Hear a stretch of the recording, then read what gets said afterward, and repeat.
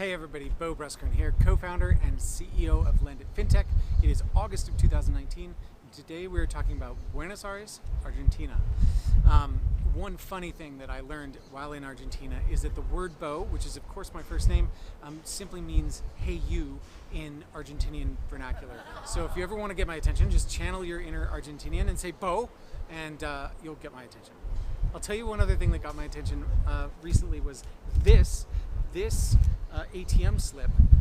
I pulled out of an ATM in Buenos Aires the equivalent of $34.56 in local currency. $34.50. It cost me $46 to pull that money out. I went back to my bank account, I did the math, I reconciled it all, and in fact I was essentially taxed a 34% fee by that ATM. The banks really have a stranglehold. This is a place where fintech really matters. So, I mean, in a more competitive environment, we wouldn't see that kind of a fee. Now, I'm going to talk about a couple of things that are really just themes that I'm seeing, not just in Buenos Aires, but all through LATAM. And I will say, number one is the capital stack.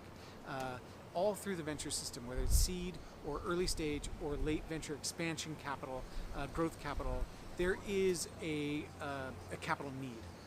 We need more institutional money to come into the venture funds that are being established here, slowly but surely, and to address the capital needs of the burgeoning entrepreneur class. Now I'll say the second thing is we also need the regulatory environment to improve. I mean, simply put, in every country I've been to, the regulations are not as hospitable as they really ought to be to promote growth in fintech. We're talking about sandboxes, we're talking about crowdfunding regulations, we're talking about challenger bank friendly regulations, open banking laws, things like that. We really need that. And that is going to take a collective and concerted effort, and it may have to come from the very top of government to impose on the current banking and financial system. It's a challenge, but it's one that we can meet, obviously, and we must meet.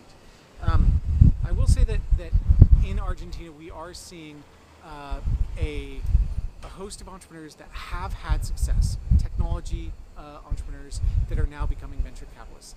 That's great. They're deploying their capital across LATAM, not just in Argentina, and that's also wonderful to see. I do love Argentina and Argentinians, and that's probably because I just love entrepreneurs. Argentina feels like a startup nation. It feels like the Israel of Latin America, Israel of the South. And I will say that there is a heritage of entrepreneurship.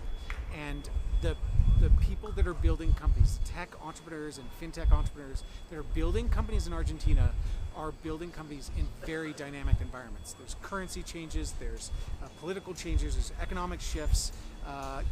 Alejandro Cosentino of Afluenta has gone through multiple recessions as an online lender. And the lifetime of his company is shorter than the lifetimes of our online lenders in the States that have been around for, say, 13 years and have never seen a recession. So you want to see what a recession looks like, just go study Afluenta and see how you get through it. These entrepreneurs are living daily through constant change, and I'll tell you, if you can build a company in Argentina, you can build a company anywhere. Super impressive place, full of great entrepreneurs.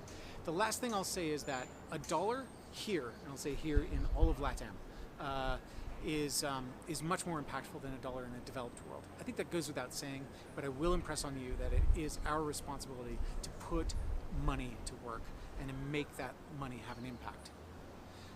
Those are the thoughts I want to share with you today. I want to thank you for your attention and your passion for making an impact in our industry around the globe.